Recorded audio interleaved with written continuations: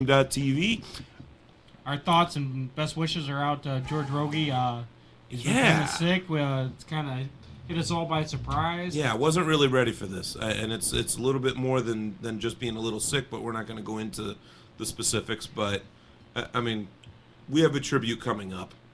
Bottom line, there is no Bolo Punch if there is no George Rogie.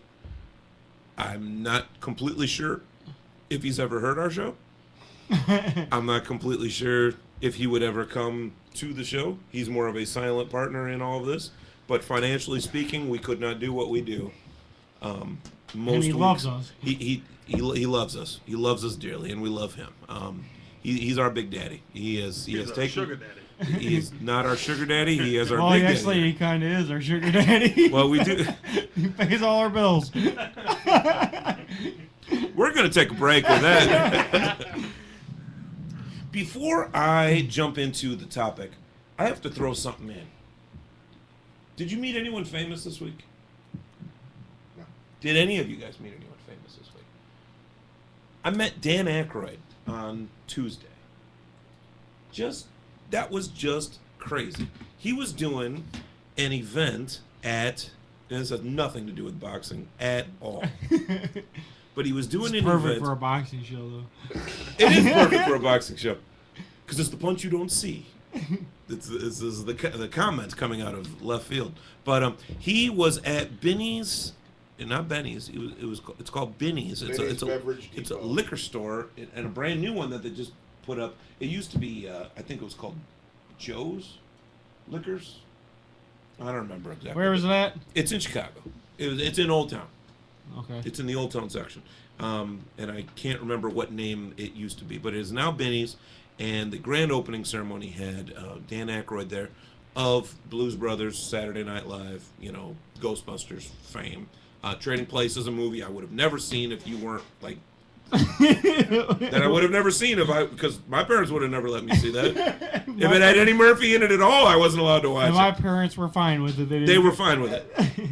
We would just sit on your mom's lap and we would just watch.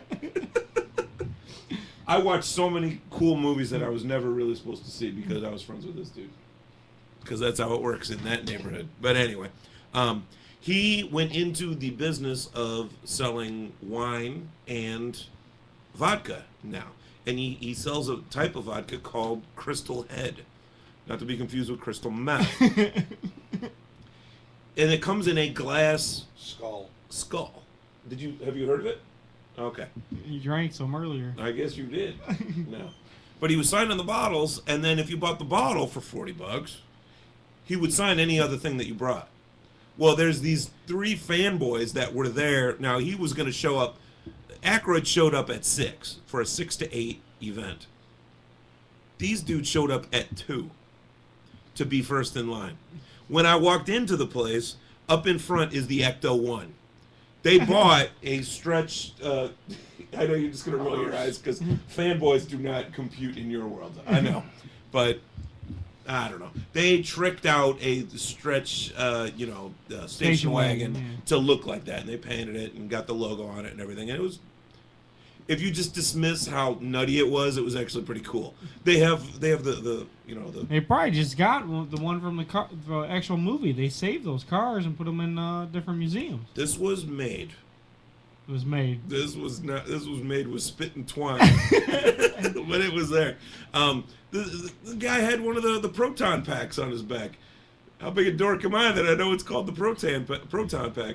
The protein pills. A tampon bag. Please send your comments to Send your comments. Kagabites. I just Send them wanted to Robert the Bruce. I just wanted to throw that in because honestly, I thought that was pretty cool that I met someone that since birth I've been watching his movies, and it was just a really cool. It was cool to be able to shake that hand.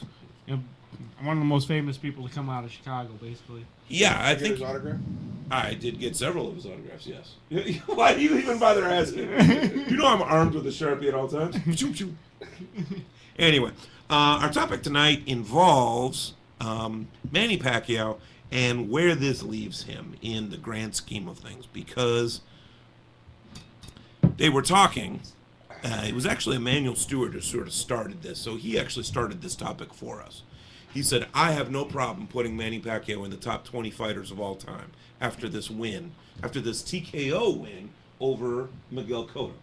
Just flat out saying, I have no problem putting him in the top 20 of all time. That way no one's going to argue with him. If you were to really press him, you probably could talk him into admitting top 10 status. I think top 10 might be a little premature. Top 20 I'm good with. 15 I could probably be talked into. What I want to do is I want to read a short list of names, and I want you guys to just say if Pacquiao is better than this fighter. Okay. And what's interesting about this is Pacquiao's not done. All these fighters are done, and with the exception of Holyfield, should be done. Holyfield hasn't officially retired, but he should have by now. So I'm going to start at the bottom, actually. Now, think about what this man actually did. You've got him in no particular order off of any list or anything, right? You just wrote this down. I wrote this down myself. Okay. No, 5 minutes ago. There's no actual. I just want to make sure that you didn't get it off a list and that we're not starting from the bottom as how they ranked him. Oh, God, no. Okay. No. All right, okay. No. Larry Holmes. Is Manny Pacquiao today better than Larry Holmes was at his best? Either of you? No.